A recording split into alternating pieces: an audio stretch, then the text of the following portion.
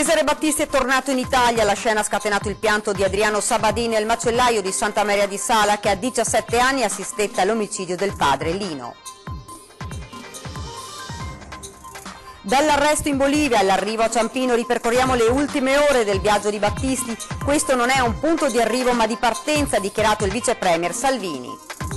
Fuga di gas in centro a Mestre, i vigili del fuoco sono intervenuti in via Cardinal Massaia con 3 squadre, evacuati 3 condomini. Non mi arrenderò finché non salterà fuori la verità a parlare il papà di Sissi, la giovane guardia penitenziaria che fu colpita da un colpo di pistola all'ospedale di Venezia e che sabato sera è morta. Polveri sottili a Venezia, scatta l'allarme rosso, continua il piano antismog mentre il sindaco applica un'agevolazione tariffaria per i mezzi di trasporto pubblico. Rapina con aggressione a pochi passi dal ponte di Rialto. Ieri sera verso le 22 un gruppo di giovani è stato avvicinato da una baby gang di 7 ragazzi italiani tra i 15 e i 17 anni. Giovani, tecnologia e pericoli del web, l'importanza per i ragazzi e i genitori di saper affrontare le insidie e responsabilizzarsi attraverso 2 importanti progetti.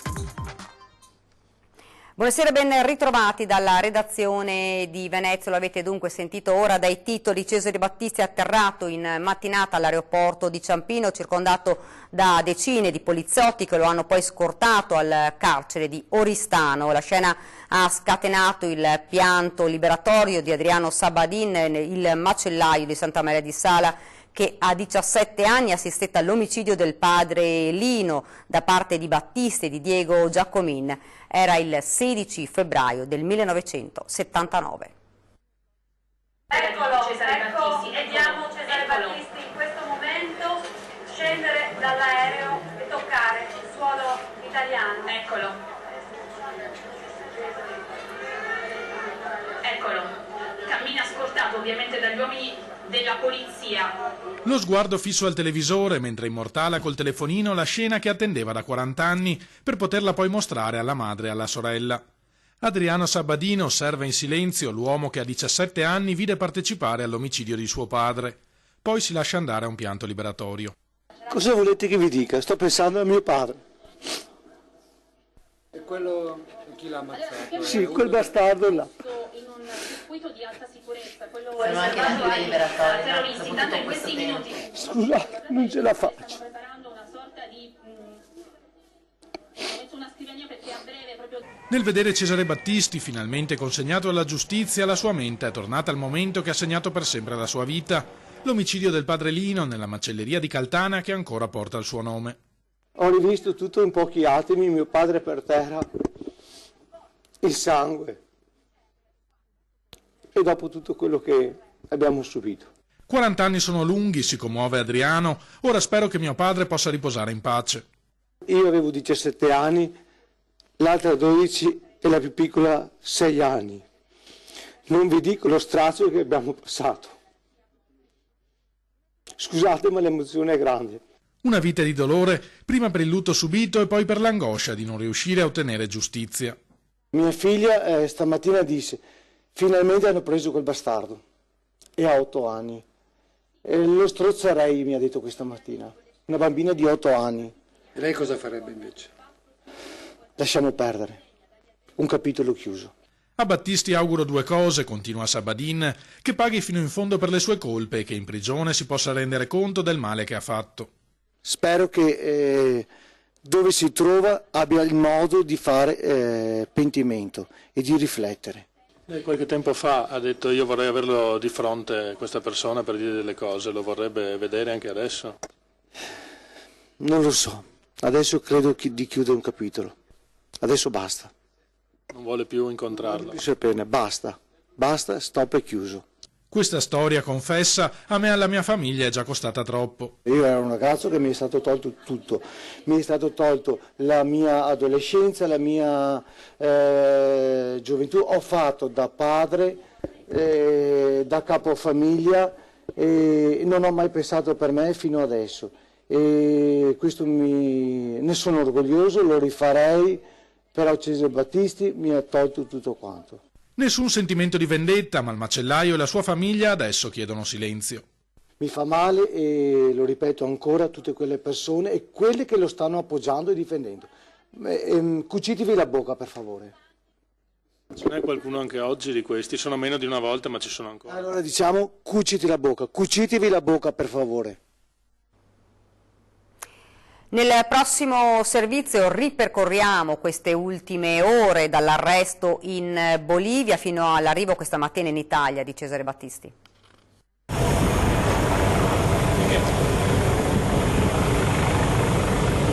Ore 11:30 sulla pista dell'aeroporto Ciampino di Roma atterra il Falcon proveniente dalla Bolivia con a bordo Cesare Battisti. Dopo 40 anni di latitanza l'ex terrorista dei PAC torna a camminare sul suolo italiano. Scortato da 2 agenti sul viso, l'accenno di un sorriso.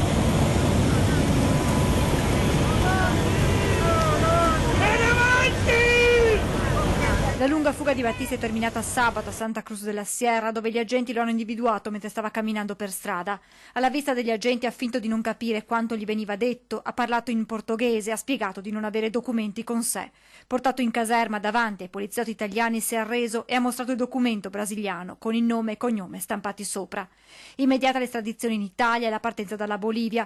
Ad attendere l'arrivo di Battisti a Ciampino il ministro dell'Interno Matteo Salvini e della Giustizia Alfonso Bonafede, che ha parlato di risultato storico frutto del lavoro di tutte le istituzioni. A livello internazionale oggi l'Italia va a testa alta perché si fa rispettare nel mondo. Battisti, come annunciato dal ministro Bonafede, verrà rinchiuso nel carcere sardo di Oristano per ragioni di sicurezza. Il momento in cui la giustizia farà il suo corso sarà il momento in cui Battisti varcherà la soglia del carcere. A quel punto sconterà finalmente la pena, che è la pena dell'ergastolo, per tutti i reati che ha commesso. Marcirà in galera, sì, qualche giornale oggi scriveva ma un ministro non può dire marcirà in galera, sì, marcirà in galera, anzi lo farà troppo tardi, si è voluto decenni in giro per il mondo la faccia dei morti che ha sulla coscienza senza mai chiedere scusa, senza mettere colpe, sghignazzando là e qua. Questo non è un punto di arrivo ma di partenza, ha voluto sottolineare il vice premier Salvini. Ce ne sono tanti, troppi terroristi ancora a piede libero, anche in Francia, nella vicina Francia, che ci dà lezioni di morale, di accoglienza, di solidarietà, di generosità. Ecco, penso sia giunto il momento di scrivere al presidente francese perché i terroristi che hanno ammazzato in Italia la smettano di andare liberi. Sia Salvini che Bonafede hanno voluto rivolgere un pensiero ai familiari delle vittime dell'ex terrorista. Che spero di abbracciare, incontrare, guardare negli occhi nei prossimi giorni al Ministero dell'Interno.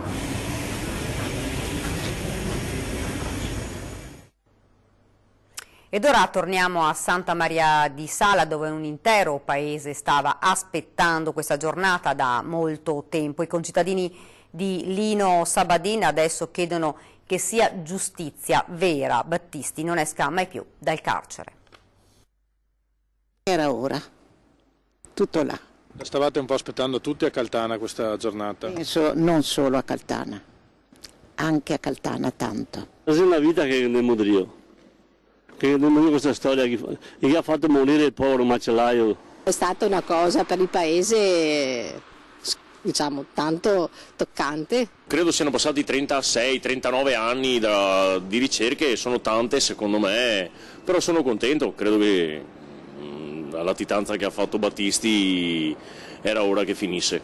Sono contento perché è giusto che insomma, la giustizia faccia il suo corso, è giusto che sia tornato, che ritorni qua e che paghi la sua pena qui in Italia. Un signore a Milano è rimasto paraplegico, il figlio dell'uomo assassinato, cioè, a questa gente serviva la giustizia, speriamo sia fatta. Ci sarà secondo voi questa giustizia dopo 40 anni? Sono un po' titubante, non credo molto nei magistrati italiani, ma speriamo. Si spera che paghi tutto quello che ha fatto e che rimanga vita dentro, no? Quello è importante. Anche perché Salvini ce l'ha promesso. Dovrebbe proprio finire i suoi giorni in prigione, da quello che penso io. E dovrebbe anche soffrire tanto di più della prigione. E dopo questa ampia pagina dedicata al rientro in Italia di Cesare Battisti, latitante per 40 anni, andiamo avanti con il telegiornale, siamo sempre alla cronaca, fuga di gas in corso in centro a Mestre, evacuate 3 palazzine, sul posto i vigili del fuoco. Sentiamo. L'allarme è scattato intorno alle 4 del pomeriggio dalle segnalazioni di alcuni residenti di via Cardinal Massaia che avvertivano un forte odore di gas. I vigili del fuoco si sono precipitati con 3 squadre nella centralissima zona di Mestre, tra via Querini e via Cappuccina. Non mi fanno entrare in casa, vedi che mi hanno messo questi, ho detto guardi che abito lì al 26 di Cardinale Massaia. No signora, mi dispiace, mi ha detto. Quindi adesso dove va? Adesso sto qua, aspetto che mi diano il via di entrare in casa, che non sanno dove è uscita sta cosa di gas. Gli uomini del nucleo NBCR, che si occupa di protezione dal rischio nucleare, biologico, chimico e radiologico, hanno deciso per l'evacuazione di 3 condomini, i cui inquilini hanno avuto pochi minuti per lasciare le loro case e rifugiarsi al di fuori della zona recintata. Ci hanno chiamato, suonato i campanelli, ci hanno fatto scendere tutti quanti con urgenza, anche gente che è con le sedie a rotelle e quant'altro, ci hanno fatto scendere perché dovevamo evacuare, chiudere le finestre e tutto quanto. Quante persone siete? Beh, noi siamo in 2, più vedo anche altre persone, siamo 15 appartamenti da noi e hanno fatto scendere tutti quanti. Poi sono intervenuti i tecnici della rete gas che insieme ai pompieri si sono messi al lavoro per individuare la perdita con l'ausilio di un'escavatrice. Le precauzioni non sono mai esagerate, sono necessarie visti i tempi e le difficoltà pure, e quindi siamo qui in attesa e speriamo che i nostri pompieri, che sono così generosi nella loro attività, riescano a trovare subito e a risolvere la questione. L'emergenza è ancora in corso, ma secondo le stime dei tecnici dovrebbe terminare in tempo utile per consentire ai residenti di passare la notte nelle loro case. È dalle 4 che siamo in queste condizioni, chissà che si risolva presto e che riusciamo ad entrare a casa più che altro. Polveri sottili, a Venezia scatta l'allarme rosso, continua il piano anti-smog, il sindaco ha applicato un'agevolazione tariffaria per i mezzi di trasporto pubblico. I livelli di PM10 non accennano a diminuire, permanendo al di sopra del limite giornaliero in molte zone. A Venezia sono stati registrati 10 superamenti consecutivi del limite, facendo scattare il livello di allerta 2, quello rosso. Criticità diffusa anche a Chioggia con l'allerta a livello 1. Una situazione difficile che riguarda più città del nostro Veneto, su dei capoluoghi in modo particolare il nostro, ma tutta l'area metropolitana. Ovviamente ci atteniamo a quelle che sono le prescrizioni, le ordinanze concordate con la Regione Veneto, e qui il problema serio è soprattutto per l'Euro 4, che ci sarà il blocco totale. Ovviamente noi dovremmo mettere in campo una task force con i vigili per controllare sul territorio, perché la situazione è molto seria. L'invito è a tenersi agli impianti, a abbassare anche i riscaldamenti e quant'altro, però ovviamente è una situazione molto difficile. Qualche miglioramento dovrebbe esserci da giovedì, in caso contrario le misure adottate non cambieranno. Ci sono dei passaggi ben precisi, contano solo i comunicati ARPAV, quindi ogni 3 giorni c'è l'aggiornamento dei dati ARPAV e decide proprio il dato tecnico quando e come sospendere. Se poi è un auspicio, certamente speriamo molto in una nuova, che arrivi una perturbazione, perché da giorni e giorni qui purtroppo il clima è in una grande cappa e ovviamente il PM10 e tutti gli inquinanti si stanno concentrando nei grandi aree urbane. Per incentivare l'utilizzo dei mezzi di trasporto pubblico fino alla fine dell'emergenza, il sindaco Brugnaro ha deciso di applicare un'agevolazione tariffaria nel territorio della città metropolitana, estendendo la validità del singolo biglietto dei servizi automobilistici, tram compreso, di AVM a CTV e a TVO venduti singolarmente a carneo a bordo, tranne i titoli extraurbani, per l'intera giornata di convalida. Restano invariate le tariffe per i collegamenti da e per l'aeroporto Marco Polo, quelle relative al servizio di navigazione e il People Mover.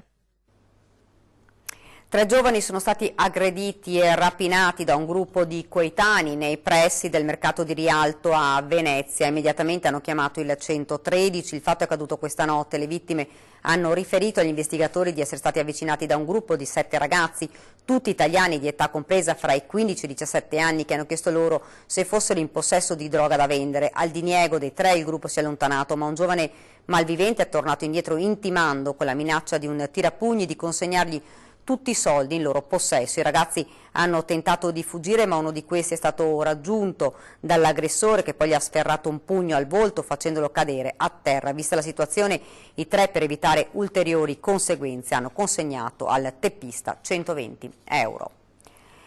Non mi arrenderò finché non salterà fuori la verità. A parlare al papà di Sissi, la giovane guardia penitenziaria che fu colpita da un colpo di pistola all'ospedale di Venezia e che sabato sera è morta. Dopo 26 mesi di coma, Maria Teresa Trovato Mazza, detta Sissi, si è spenta. La guardia penitenziaria 28enne, che nel novembre 2016 fu raggiunta da un colpo di pistola alla testa nell'ascensore dell'ospedale civile di Venezia, sabato sera ha smesso di vivere sul letto della sua casa di Taurianova, a Reggio Calabria. La sua morte però continua ad essere un mistero. I familiari non hanno mai creduto al suicidio, come dichiara il papà. Io non credo, io sono convinto che Sissi non abbia fatto l'atto. Assolutamente, l'ho detto dal primo minuto. E dall'immagine che noi abbiamo ora, vergognosamente dateci dalla Procura di Venezia dopo 1 anno e mezzo, possiamo capire quello che è successo a Sissi. E io l'ho detto dal primo minuto anche non guardando le immagini, dicendo che mia figlia si è recata lì sicuramente e là dentro c'è stata una colluttazione, che Sissi conosceva quella persona o quelle persone, l'uomo o donna che sia. E i magistrati a me non mi hanno mai chiamato per dirmi cosa pensavo io di questa cosa. Abbiamo avuto anche quest'altro dispiacere di questi magistrati incapaci di fare le indagini su quello che è successo a mia figlia. Io non so se sono stati loro incapaci oppure è stato imposto a non capire quello che è successo a mia figlia. La cosa più assurda. Perché io nella mia vita sono 26 mesi che combatto non con l'assassino o gli assassini o con chi che sia, ma io ho dovuto combattere con la magistratura. C'è rabbia e disperazione nelle parole di Salvatore, che vuole la verità e si sente abbandonato proprio da quelle istituzioni che Sissi serviva. Me l'hanno licenziata a febbraio, con una velocità incredibile, me l'hanno liquidata con 6.000 euro e me la chiamano exagente. Vergognosamente, capito? Ora però forse ci saranno persone davvero che non fanno per mestiere la politica, che investe ora i Basentini e il ministro che mi sta dando questa grande forza, perché mi onora, perché mi chiama anche sul cellulare, un ministro che chiama un semplice cittadino su un cellulare. Speriamo che non è estrapolato, visto che sono ora pure scaduti i termini, le celle telefoniche, i movimenti delle celle che c'erano stati quella mattina attorno a quell'ospedale, dove Sissi si trovava per verificare le condizioni di una detenuta che aveva appena partorito. Ora sarà eseguita l'autopsia, che si spera possa aiutare la riapertura del caso e arrivare alla verità. No, io do la mia vita per scoprire quello che è successo a mia figlia. Finché avrò speranza, davvero, speranza e fiato, perché qualcosa dovrebbe venire fuori. Latitante dallo scorso 10 luglio è stato arrestato in Francia il 9 gennaio. Si tratta di Philippe Mascot, 22 anni, cittadino nigeriano sfuggito alla cattura nel corso dell'operazione della polizia contro un'associazione criminale dedita allo spaccio di sostanze stupefacenti nella zona della stazione ferroviaria di Mestre. A suo carico pendeva un mandato di arresto europeo che è stato eseguito dalla polizia francese. Si attende adesso l'estradizione in Italia. All'appello mancano altri 3 latitanti. Provvidenziale il passaggio per servizio di una pattuglia dei carabinieri che ha contribuito a salvare un anziano colto da malore nella sua casa dopo essersi intossicato dal fumo di un incendio provocato da un mozzicone di sigaretta. Il fatto è accaduto alle prime ore di questa mattina a Caltana di Santa Maria di Sala. I militari della pattuglia impegnati in un servizio di prevenzione hanno notato del fumo denso uscire da un appartamento al secondo piano di una palazzina. Hanno perciò allertato il 118 e i vigili del fuoco e poi, temendo che all'interno vi potessero essere delle persone in pericolo, i 2 carabinieri hanno deciso di agire subito. Si sono quindi arrampicati sul balcone al secondo piano superando la balaustra ad una decina di metri di altezza e hanno tentato di entrare nella casa rompendo il vetro della finestra e forzando la tapparella, ma si sono dovuti fermare per il denso fumo che invadeva l'ambiente. Mentre sono arrivati i pompieri attrezzati anche con delle bombole di ossigeno che hanno spento l'incendio e con l'aiuto dei militari hanno salvato l'anziano che era ormai semi incosciente sul pavimento. La vittima è stata soccorsa e portata nella camera iperbarica dell'ospedale di Padova. Non è in pericolo di vita ma è grave. Ed ora ci fermiamo un attimo per una piccola pausa pubblicitaria.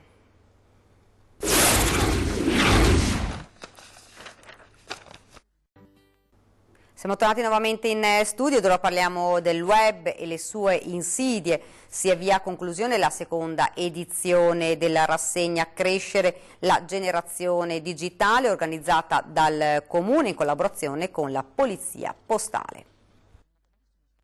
Parliamo di cyberbullismo, parliamo di vittima carnefice che sono minori di età, quindi minori degli anni 18. Tutto quello che avviene al di sopra di questa fascia non è né bullismo né cyberbullismo, ma rientra nelle fattispecie di criminalità comune. La cosa importante è che i nostri ragazzi devono essere educati ad una sicurezza informatica, ma soprattutto a una navigazione che non viva solo di istintività, ma viva di piccole regole, perché le piccole regole salvano la vita, come dico sempre io. Si avvia alla conclusione la seconda edizione della rassegna Crescere la generazione digitale, organizzata dal servizio di progettazione educativa del Comune di Venezia. Coinvolte centinaia di giovani e genitori per sensibilizzare al corretto uso delle nuove tecnologie del web. E quello che è importante sottolineare ancora una volta è l'importanza che tutte le istituzioni, quindi non solo le scuole, ma appunto in questo caso il Comune, le forze dell'ordine, all'unisono diano un messaggio forte e chiaro, per cui un fenomeno come quello del cyberbullismo va assolutamente condannato. Spesso i ragazzi non si rendono conto della gravità di certe azioni. La rete va veloce, la rete amplifica situazioni che già preesistono, ma purtroppo crea delle conseguenze irreparabili, perché una rimozione sul web è un concetto molto relativo. Una volta che noi abbiamo dato al web una foto, un video o un commento, non possiamo più toglierlo, perché il web purtroppo è una scatola bellissima con delle ricchezze inestimabili, ma che non ci restituisce quello che noi ci abbiamo messo dentro. Mercoledì al Palaplip di via San Donà ci saranno 2 incontri cui parteciperanno circa 200 studenti delle scuole di primo e secondo grado del territorio per affrontare la questione. Prima di chiudere vi ricordo 20:10 in studio l'onorevole Roberto Caone di Forza Italia e Alberto Villanova della Lega. Non perdete invece subito dopo Ring, Sì viaggiare, Cesare Battisti in galera questa sera alle 21:15 su Antenna 3. Torna Ring nel giorno in cui giustizia è stata fatta per i familiari delle vittime di Cesare Battisti. Vedremo una lunga intervista ad Adriano Sabadin, figlio di Lino ucciso dal terrorista rosso. Parleremo di questo e delle ultime novità sul fronte politico. In studio Jacopo Berti, Movimento 5 Stelle, l'onorevole Raffaele Baratto di Forza Italia e l'onorevole Roger Demenec, Partito Democratico, e Alberto Villanova della Lega. E questa era l'ultima notizia, vi lascio alle previsioni del tempo, grazie davvero per averci seguito e buona serata.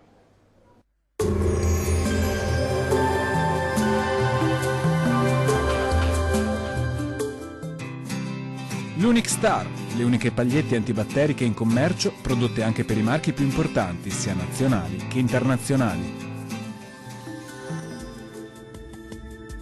Ben ritrovati al meteo. Una settimana sempre in compagnia del sole. Vediamo il dettaglio.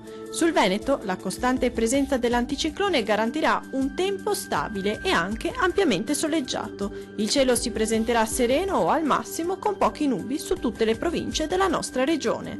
Temperature minime comprese tra i -3 e 0 gradi, massime tra i 5 e 8 gradi.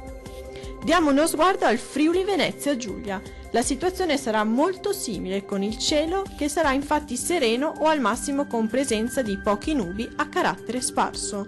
Non sono previste precipitazioni degne di nota. Temperature minime oscillanti tra i -3 e 0 gradi, massime comprese tra i 5 e 8 gradi. Vediamo infine la situazione del Trentino Alto Adige. Bel tempo sulla nostra regione, le precipitazioni a nord tenderanno ad esaurirsi e su tutto il territorio tornerà il sole. Temperature minime comprese tra i -3 e i -2 gradi, massime oscillanti tra i 7 e 8 gradi. Dal meteo di Antenna 3 è tutto, arrivederci!